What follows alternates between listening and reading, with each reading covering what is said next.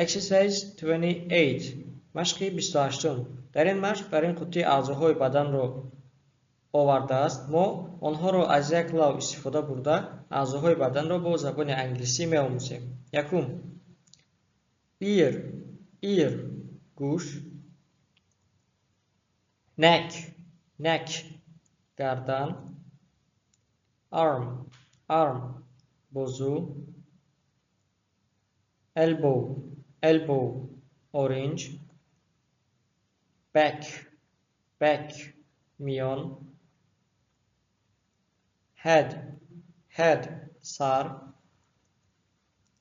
teeth دندان ها، chest قفس سینه،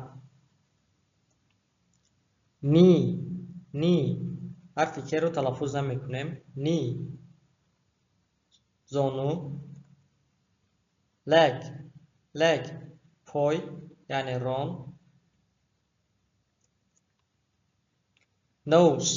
nose بینی، shoulder کتف،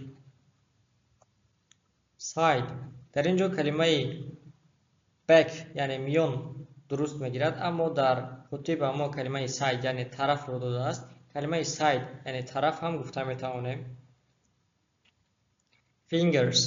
fingers انگشتان دست، ankle رجلک پای، toes انگشتان پای. چقدر که فرق کردید در زبان انگلیسی با انگشتان دست میگوییم fingers، با انگشتان پای میگوییم toes. eye چشم، mouth دهان، foot پای، hand دست. کلمه foot و کلمه leg رو آموخته نکنید.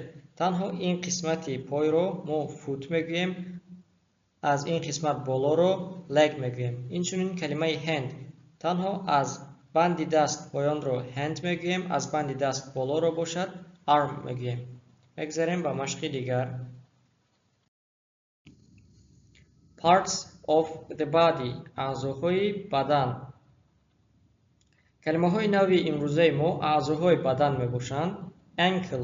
ankle رجلک پای، arm بازو، back میان، chest قفس سینه، ear گوش، elbow orange، eye چشم، fingers انگشتان دست، foot پای، hand دست، head سر، knee زانو. در این کلمه گفتم که حرفی که تلفظ نمی شود.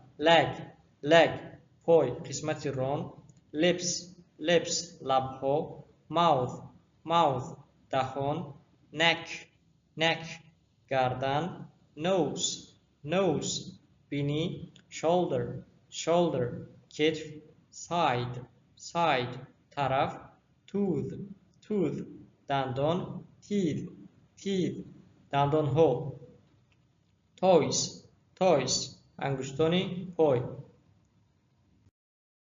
در اینجا درس امروزه ما با پایان میرسد. از همه شما برای تماشای نوار تا آخر منت داریم. لطفاً درس های ما را به دیگران روان کنید و نوار لایک گذارید.